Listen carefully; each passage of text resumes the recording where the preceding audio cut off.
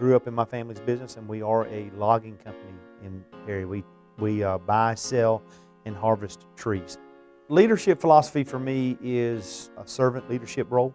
One thing that I try to do is if I'm leading a group of people, I would be willing to do whatever I'm asking the people that are following me to do. I've seen that become a very strong motivation for others to serve with you as you lead them.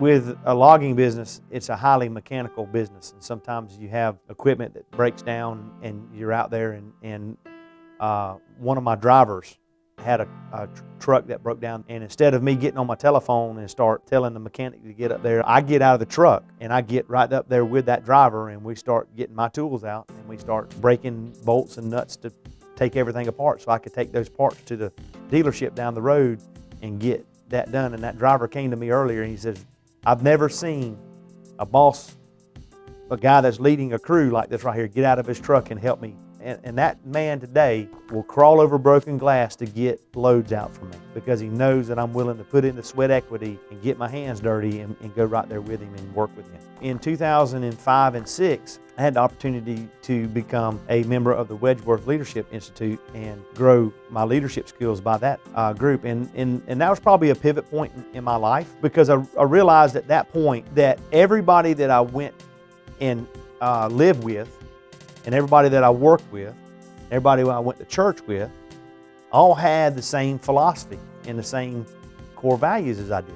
And so I realized there was a much larger world out there through Wedgworth. You know, they took me and helped me examine myself and understand how I process information. And then they took me and helped me understand community dynamics and where we live here in Florida. But then they helped me to understand statewide dynamics as well as national dynamics, and then we went to international dynamics in what we do. And I realized that people that don't think like I do are not my enemy.